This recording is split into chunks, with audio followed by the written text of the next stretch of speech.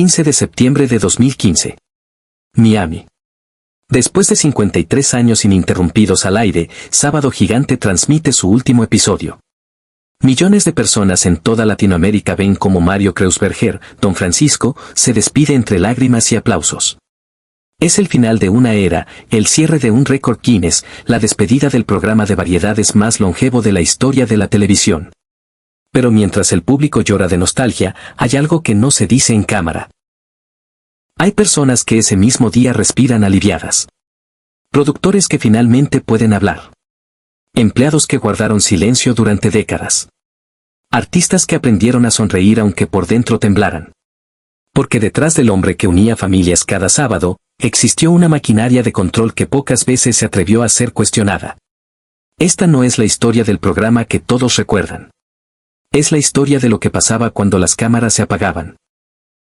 Durante más de medio siglo, Don Francisco no fue solo un conductor. Fue un sistema. Un hombre que decidía destinos con una sola palabra, que vetaba carreras sin dar explicaciones, que construyó un imperio donde su voz era ley absoluta. Y lo más inquietante es que todo ocurrió frente a millones de testigos que aplaudían sin saber lo que realmente estaban validando. Hoy, casi una década después de ese adiós televisivo, las preguntas siguen abiertas. ¿Cuántas personas fueron silenciadas para proteger la imagen del ícono? ¿Cuántas demandas laborales quedaron enterradas bajo acuerdos de confidencialidad? ¿Cuánto sabía realmente Univisión, la cadena que lo protegió durante décadas? ¿Y por qué cuando todo terminó nadie se atrevió a contar la historia completa? En este video verás testimonios que la prensa prefirió no amplificar, conflictos laborales documentados en cortes de Estados Unidos, patrones de comportamiento que se repitieron durante décadas, y silencios que pesan más que cualquier récord. Esta es la historia de cómo el hombre más poderoso de la televisión latina construyó su reino sobre el miedo disfrazado de familiaridad, y cómo terminó siendo intocable incluso después de su retiro. Pero para entender cómo llegó tan alto, primero hay que volver al principio. Cuando Mario Kreuzberger aún creía que el poder podía hacerlo eterno. Y cuando un joven judío en Chile descubrió que la televisión no solo entretiene, también domina.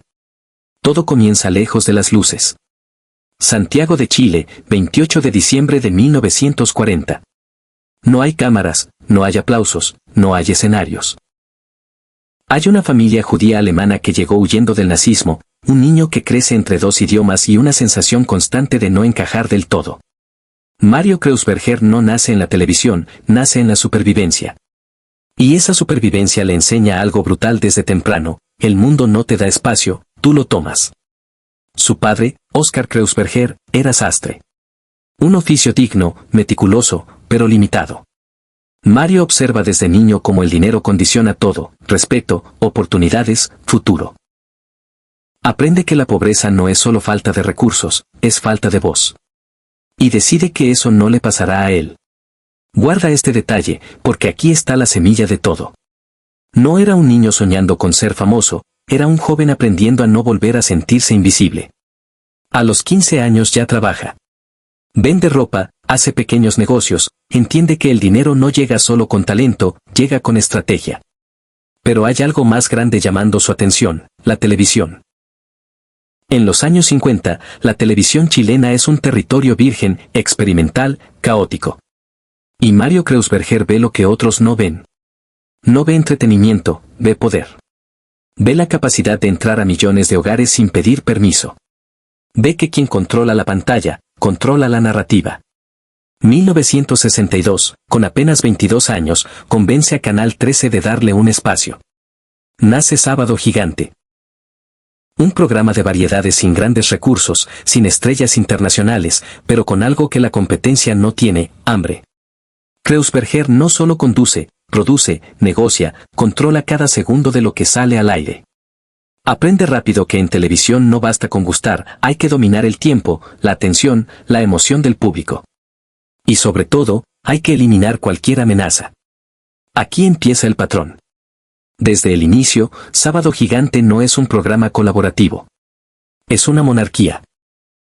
Mario decide todo: quién aparece, quién no, qué se dice, qué se calla. Los colaboradores aprenden pronto que cuestionar es peligroso. Que proponer sin permiso es insubordinación. Que brillar demasiado es una amenaza. El éxito llega rápido. Chile entero se detiene los sábados. Familias completas frente al televisor. Pero ese éxito no ablanda a Kreuzberger, lo endurece. Porque ahora tiene algo que proteger. Y en su lógica, proteger significa controlar sin piedad. 1986, el salto que lo cambia todo. Univision, la cadena hispana más grande de Estados Unidos, le ofrece llevar Sábado Gigante a Miami. No es solo un contrato, es una coronación. Kreuzberger deja Chile, pero no deja el control. Lo exporta. Lo amplifica. Lo convierte en método. Ahora el programa no solo llega a un país, llega a todo el continente. Desde México hasta Argentina, desde Nueva York hasta Los Ángeles. Cada sábado, millones de familias latinas encienden el televisor y ahí está él. Sonriente, cercano, familiar. Don Francesco. El tío de todos. Pero detrás de esa imagen hay una máquina que funciona con miedo. Los primeros años en Miami son brutales para el equipo de producción. Jornadas de más de 12 horas, sin descanso, sin queja permitida. Kreuzberger exige lealtad absoluta. No contrata empleados, recluta soldados. Gente dispuesta a sacrificar vida personal, salud, dignidad, todo por estar cerca del poder. Y muchos lo hacen, porque estar en Sábado Gigante es un privilegio que puede destruirse con una sola palabra. Hay testimonios que empiezan a circular en voz baja. Productores que recuerdan gritos en privado, humillaciones frente a otros, decisiones cambiadas sin aviso solo para demostrar quién manda. No se trata de exigencia profesional, se trata de dominación. De recordarle a todos que él es insustituible y ellos no. Fíjate en el patrón, no es un arrebato ocasional, es un sistema. Cuando alguien destaca demasiado, es removido. Cuando alguien cuestiona, desaparece. Cuando alguien intenta negociar mejores condiciones, se le recuerda que afuera hay 1000 esperando su lugar. Y así se construye una cultura donde la lealtad no se gana, se impone. Mientras tanto, la imagen pública sigue impecable. Don Francisco el filántropo. Don Francisco la Teletón. Don Francisco el hombre de familia. Cada año, la Teletón en Chile se convierte en un evento nacional. Niños con discapacidad, promesas de esperanza, lágrimas compartidas. Kreuzberger aparece como el Salvador, el que une al país por una causa noble. Y lo es, en parte. Pero también es la coartada perfecta. Porque es muy difícil cuestionar a alguien que públicamente ayuda a niños. Aquí es donde la historia se oscurece sin que el público lo note. Porque mientras Don Francisco sonríe en cámara, detrás del escenario empieza a acumularse algo que no se puede ocultar para siempre, documentos legales. A lo largo de los años 90 y 2000, comienzan a aparecer demandas laborales. No una, no dos. Varias. Empleados que después de años de trabajo son despedidos sin explicación clara. Productores que reclaman salarios no pagados. Asistentes que denuncian ambiente laboral hostil. Todas esas demandas tienen algo en común, terminan en acuerdos extrajudiciales. Se firman papeles, se entrega dinero, se exige silencio. Y el caso desaparece de los titulares antes de que alguien pueda profundizar. Univision protege a su estrella. Porque Sábado Gigante no es solo un programa, es una mina de oro. Genera millones en publicidad, en ratings, en influencia cultural. Perder a Don Francisco sería perder todo eso. Entonces la cadena hace lo que hacen las corporaciones cuando el talento es más valioso que la verdad, cierra filas, paga lo necesario, silencia lo incómodo. Uno de los casos más sonados ocurre en 2002. Una ex empleada del programa demanda a Kreuzberger y a Univision por despido injustificado y ambiente laboral abusivo. Alega que fue tratada de forma degradante, que sufrió humillaciones constantes, que su salud mental colapsó bajo la presión. El caso avanza en cortes de Miami. Hay documentos, hay testimonios, hay fechas. Pero antes de llegar a juicio, todo se resuelve en privado. Acuerdo confidencial. Nadie habla. El programa sigue al aire como si nada. Y aquí está el verdadero poder de Don Francisco, no necesita ganar en corte, solo necesita que el sistema lo proteja el tiempo suficiente para que la audiencia olvide. Porque el público no lee demandas laborales, el público ve sábados familiares. Mientras tanto, dentro del equipo de producción la tensión es constante. Hay favoritismos evidentes. Hay humillaciones públicas disfrazadas de bromas.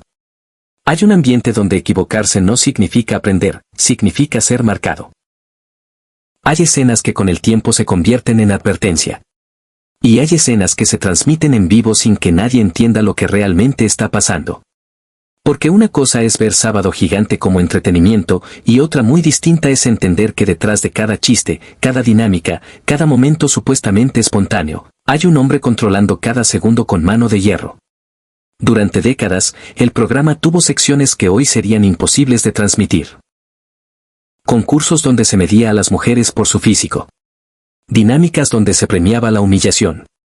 Chistes sobre peso, sobre acento, sobre origen. Todo disfrazado de humor familiar. Y don Francisco era el maestro de ceremonias, el que decidía hasta dónde llegar, a quién exponer, a quién proteger. Hubo casos donde participantes salían llorando. Donde concursantes eran ridiculizados frente a millones.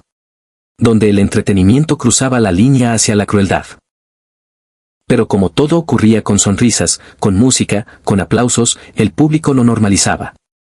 Así se construye una cultura de abuso, cuando la violencia se disfraza de diversión. Dentro del equipo, muchos sabían que ciertos segmentos eran problemáticos. Pero cuestionar a don Francisco era arriesgar el empleo. Entonces se producía, se transmitía, se archivaba. Y el ciclo continuaba. También estaban los vetos silenciosos. Artistas que después de una aparición nunca volvían a ser invitados. Cantantes que eran ignorados sin explicación. Figuras emergentes que buscaban el programa como trampolín y se encontraban con puertas cerradas. No había comunicados, no había razones públicas. Solo un silencio administrativo que funcionaba como sentencia. Y aquí está el verdadero poder, no necesitas destruir a alguien públicamente si puedes simplemente borrarlo. Don Francisco no necesitaba gritar, solo necesitaba no llamar. Y en una industria donde Sábado Gigante era la puerta más grande, no ser llamado significaba no existir. Hubo también episodios incómodos con el equipo técnico. Camarógrafos despedidos tras años de servicio. Editores reemplazados sin aviso. Maquillistas que un día llegaban y les decían que ya no eran necesarios. Sin indemnización adecuada, sin explicación, sin oportunidad de defensa. 2009, un año que debería haber cambiado la narrativa, pero que terminó enterrado bajo el peso del silencio institucional. Una ex empleada del programa presenta una demanda formal contra don Francisco por ambiente laboral hostil y trato degradante. No es una acusación menor. Es un caso documentado, con testigos, con correos electrónicos, con patrones de comportamiento registrados durante años. La demanda describe un ambiente donde los empleados vivían con miedo constante. Donde los gritos eran parte de la rutina. Donde ser humillado frente a otros se normalizaba como así es don Francisco. Donde pedir respeto era visto como debilidad. El caso avanza en las cortes de Miami. Hay audiencias preliminares. Hay declaraciones bajo juramento. Por primera vez en décadas, alguien está dispuesto a llevar el caso hasta el final sin aceptar un acuerdo rápido. Y entonces ocurre lo de siempre. Univisión activa sus recursos legales. Se negocia en privado. Se ofrece una suma lo suficientemente alta como para que valga la pena callar. Se firma un acuerdo de confidencialidad blindado. Y el caso desaparece de los registros públicos antes de que los medios puedan convertirlo en escándalo. La prensa latina apenas lo menciona. Algunos portales publican notas breves, pero sin profundizar. Porque tocar a don Francisco es tocar a una institución. Y las instituciones tienen abogados, tienen influencia, tienen la capacidad de cerrar puertas. Mientras tanto, Sábado Gigante sigue batiendo récords. Celebra 47 años al aire. Don Francisco recibe premios, homenajes, reconocimientos. La imagen pública no se agrieta, porque la imagen pública está construida sobre décadas de narrativa controlada. Pero dentro del equipo, el miedo persiste. Hay empleados que llevan años sin vacaciones reales. Hay productores que trabajan enfermos porque saben que mostrar debilidad es peligroso. Hay asistentes que aceptan jornadas de 14 horas porque necesitan el sueldo y saben que quejarse significa ser reemplazados. Este es el verdadero costo del imperio, no solo lo que se ve en pantalla, sino lo que se sacrifica detrás. Y lo más perverso es que todo se justifica bajo una lógica brutal, es que don Francisco es exigente. Es que así se hace televisión de calidad. Es que si no aguantas, no sirves. Pero el poder absoluto siempre tiene un límite. Y ese límite no suele ser moral, suele ser biológico. A mediados de los años 2010, don Francisco empieza a mostrar señales de desgaste. No solo físico, también mediático. La televisión ha cambiado. Las nuevas generaciones ya no ven programas de variedad de 4 horas. Prefieren contenido rápido, digital, bajo demanda. Sábado Gigante empieza a sentirse anacrónico. Los ratings, aunque todavía altos, ya no son lo que eran. Univisión mira los números y empieza a hacer cálculos. ¿Vale la pena seguir invirtiendo en un formato que ya no crece? ¿Vale la pena proteger a una figura que cada vez genera más costos legales que beneficios comerciales? Y entonces llega la decisión que cambia todo. En julio de 2015, Univisión anuncia que Sábado Gigante terminará en septiembre. Después de 53 años ininterrumpidos.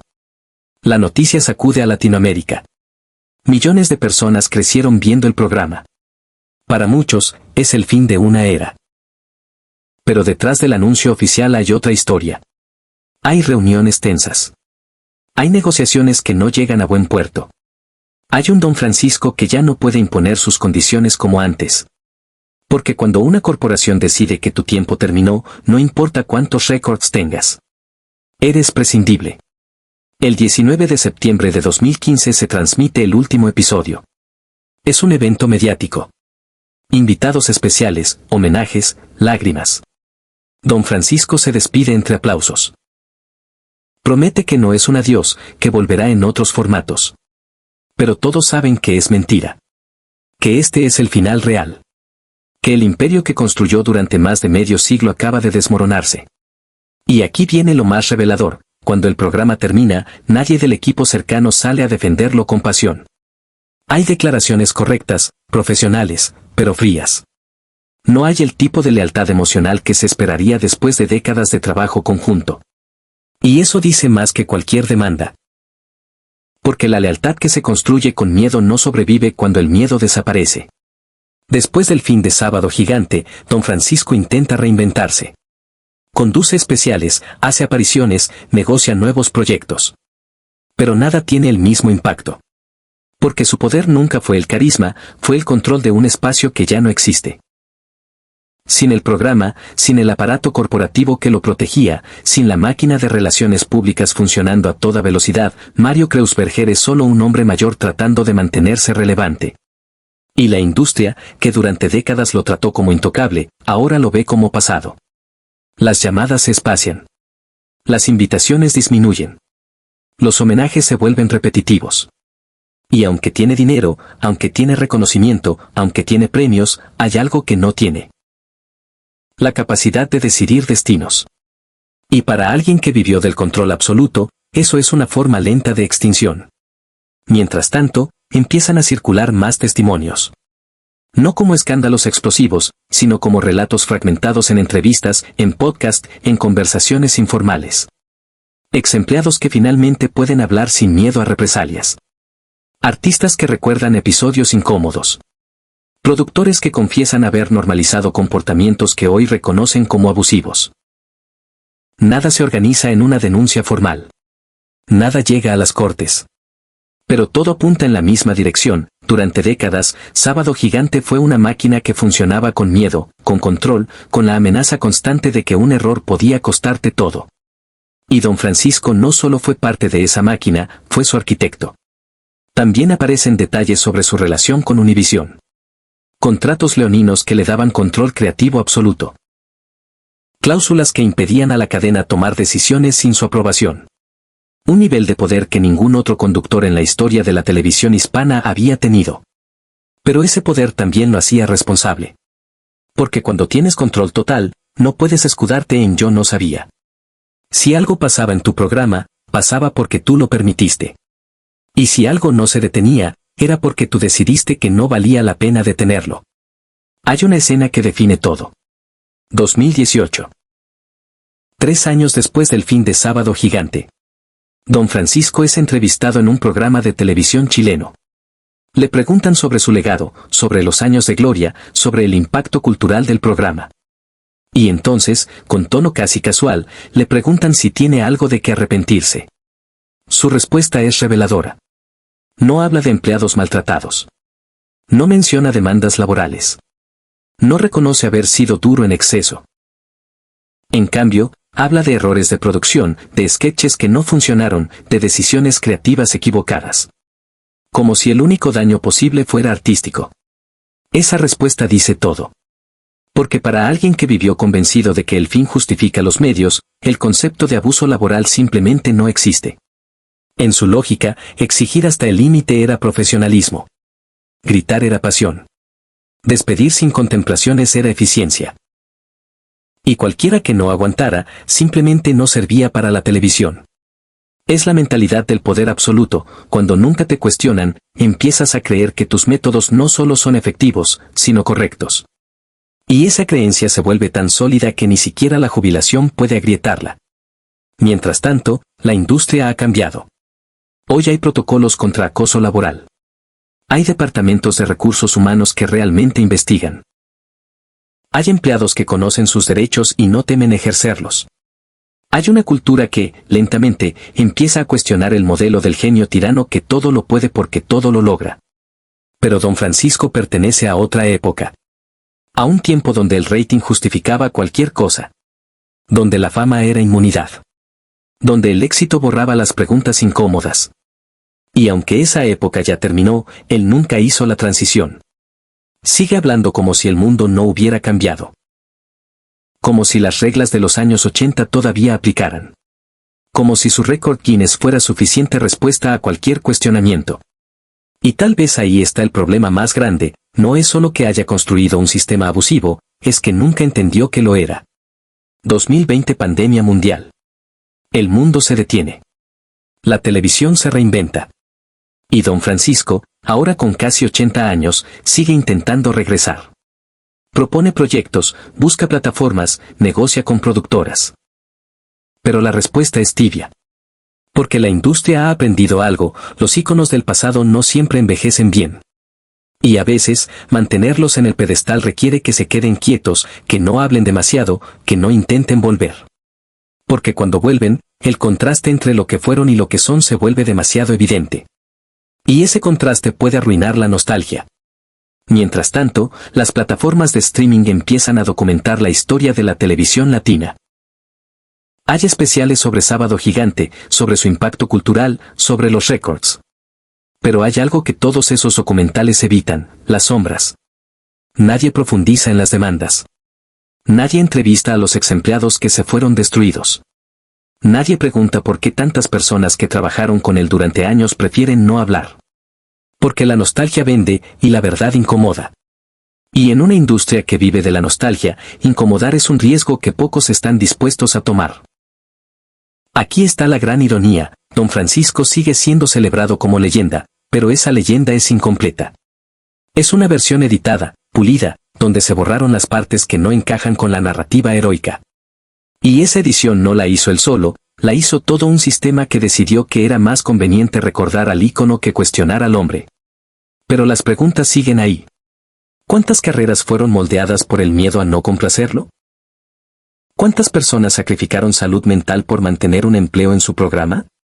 ¿Cuánto sabía Univisión y cuánto decidió ignorar porque el negocio era demasiado rentable?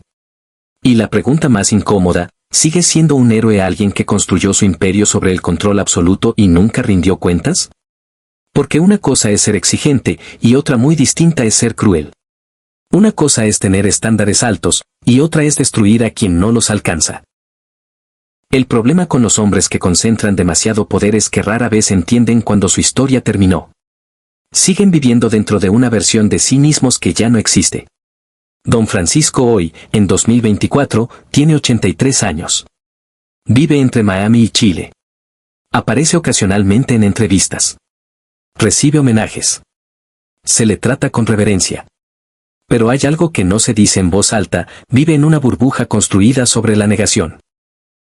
Porque aceptar que su legado tiene grietas sería aceptar que el método estaba mal. Y eso, para alguien como él, es imposible. Su familia ha construido un muro protector. Su esposa, Temi, siempre a su lado, sosteniendo la imagen. Sus hijos, defendiendo el apellido. Todos repitiendo la misma narrativa. Fue un hombre exigente, sí, pero todo lo que logró lo justifica. Y tal vez esa sea la parte más triste. Que incluso los más cercanos hayan aprendido a confundir éxito con virtud. A creer que porque algo funcionó, estaba bien. A normalizar el abuso como si fuera inevitable en el camino a la grandeza. Mientras tanto, el mundo sigue girando sin él. La televisión latina tiene nuevos rostros, nuevos formatos, nuevas reglas. Ya no hay espacio para programas de 4 horas. Ya no hay tolerancia para conductores que humillan en vivo. Ya no hay silencio garantizado cuando alguien denuncia abuso laboral. El ecosistema cambió. Y don Francisco quedó como un fósil de una era que ya no queremos repetir. Pero aquí está el verdadero problema: mientras no se nombre completo lo que pasó, mientras se siga celebrando sin cuestionar, el patrón puede repetirse. Porque los sistemas no mueren con las personas, se adaptan. Cambian de nombre, de rostro, de plataforma. Pero la lógica sigue siendo la misma: concentrar poder, eliminar disidencia, proteger la imagen a toda costa. Y cuando una industria aprende a funcionar así, no basta con que se jubile el tirano. Hay que desmantelar la estructura que lo sostuvo.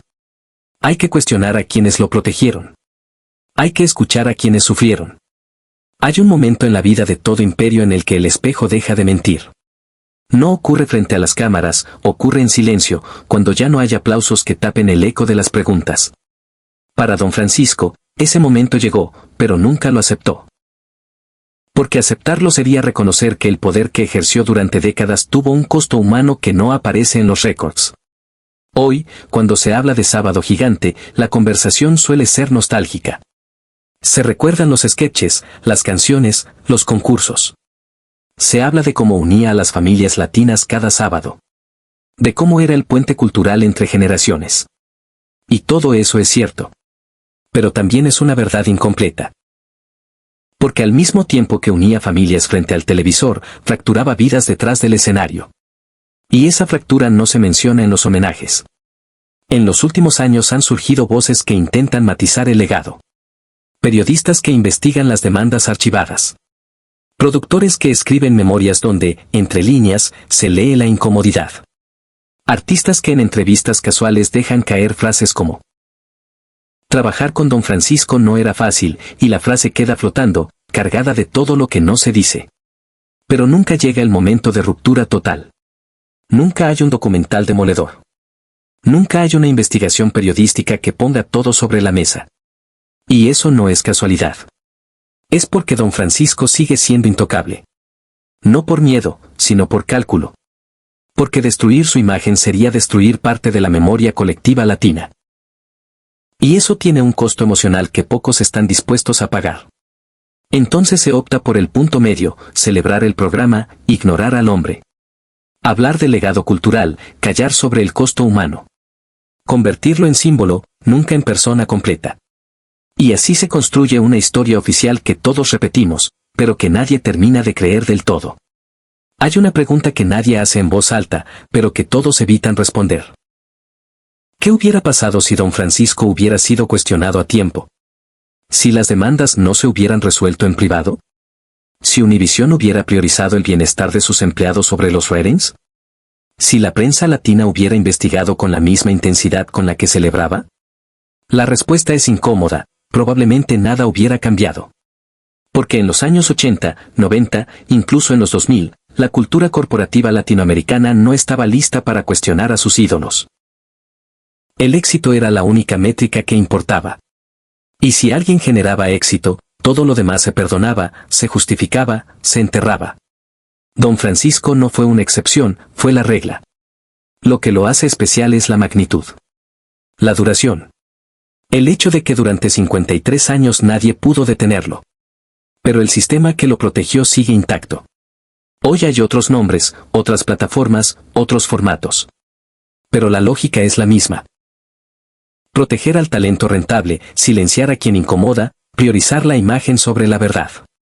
Y mientras esa lógica persista, seguirán surgiendo nuevos don Franciscos. Tal vez no con programas de variedad, tal vez con podcast, con canales de YouTube, con shows de streaming. Pero con el mismo patrón, Concentración de poder, falta de rendición de cuentas y un sistema que mira hacia otro lado mientras el dinero siga fluyendo. El verdadero legado de Don Francisco no es Sábado Gigante. Es la lección que dejó grabada en la industria: si eres lo suficientemente grande, puedes ser intocable. Y esa lección es la más peligrosa de todas. Porque enseña que el abuso no tiene consecuencias si viene acompañado de éxito. Que la crueldad se perdona si genera ratings. Que la lealtad construida sobre miedo funciona igual que la lealtad construida sobre respeto. Y eso, simplemente, no es cierto. Pero nadie se atreve a decirlo en voz alta. Porque decirlo sería admitir que fuimos cómplices. Que aplaudimos sin preguntar. Que celebramos sin cuestionar. 2024, casi una década después del fin de Sábado Gigante. Don Francisco sigue vivo. Sigue apareciendo en eventos. Sigue recibiendo premios a la trayectoria. Sigue siendo tratado como leyenda. Y en cierto modo, lo es. Pero las leyendas también pueden ser advertencias. Y la de Don Francisco es una advertencia sobre lo que pasa cuando confundimos poder con liderazgo. Cuando normalizamos el control como si fuera carisma. Cuando permitimos que una sola persona concentre tanta autoridad que su palabra se vuelve ley. La industria del entretenimiento latino está cambiando, sí. Hay más voces. Hay más diversidad. Hay más conciencia sobre derechos laborales, sobre salud mental, sobre ambientes de trabajo saludables. Pero el cambio es lento. Y la resistencia es fuerte. Porque hay toda una generación que creció creyendo que así se hacían las cosas. Que el éxito requiere sacrificio. Que la exigencia extrema es señal de profesionalismo. Que si no aguantas la presión, el problema eres tú. Esa mentalidad no desaparece con una política de recursos humanos. Requiere un cambio cultural profundo. Requiere que las nuevas generaciones se nieguen a repetir los patrones. Que los empleados se atrevan a denunciar sin miedo a ser etiquetados como débiles. Que las corporaciones entiendan que proteger a una estrella problemática puede ser más costoso que dejarla ir. Don Francisco nunca enfrentó ese cambio. Se jubiló antes de que la cultura lo alcanzara. Y en ese sentido, tuvo suerte. Porque si Sábado Gigante hubiera durado 5 años más, probablemente no hubiera sobrevivido al escrutinio de las redes sociales, a la presión de los movimientos laborales, a la exigencia de transparencia que hoy define a la industria. Pero se fue a tiempo. Y su legado quedó protegido por la nostalgia. Por los recuerdos de millones que asocian su programa con infancia, con familia, con sábados felices. Y esos recuerdos son reales. Pero también lo es el sufrimiento de quienes trabajaron detrás de cámaras. Entonces llegamos al final. No con respuestas definitivas, sino con preguntas que siguen abiertas. ¿Fue Don Francisco un genio de la televisión? Sí. ¿Cambió para siempre el entretenimiento latino? También. ¿Construyó un récord que probablemente nunca será superado? Sin duda. ¿Pero lo hizo a un costo demasiado alto? Esa es la pregunta que incomoda. Porque aceptar que sí, sería aceptar que durante décadas aplaudimos algo que no debimos aplaudir. Que fuimos cómplices pasivos de un sistema que normalizó el abuso como método. Y esa es una verdad difícil de digerir. Hoy, Don Francisco vive tranquilo. No enfrenta juicios. No da explicaciones. No pide perdón. Y probablemente nunca lo hará. Porque en su mundo, no hay nada que perdonar. Solo hay un trabajo bien hecho, un imperio construido, un legado asegurado. Pero para quienes sufrieron bajo su mando, la historia es distinta. Para ellos, Sábado Gigante no es nostalgia, es trauma. Y ese trauma no desaparece con homenajes ni con récords Guinness. Esta no es una historia para cancelar el pasado. Es una historia para mirarlo completo. Para entender que el éxito no justifica cualquier cosa. Que la grandeza no borra la crueldad. Que podemos admirar el talento sin idealizar al hombre. Porque solo así rompemos el ciclo. Solo así dejamos de crear ídolos intocables. Solo así construimos una industria donde el poder no sea sinónimo de impunidad. Don Francisco creyó que el control lo haría eterno. Y en cierto modo, lo logró. Su nombre seguirá en los libros de historia. Su programa seguirá siendo referencia. Pero también quedará la sombra. La pregunta incómoda. El silencio de quienes no pueden hablar. Y tal vez ese sea el precio real. No el que pagó él, sino el que pagamos todos al permitir que un hombre fuera tan grande que nadie se atreviera a cuestionarlo. Hasta que fue demasiado tarde.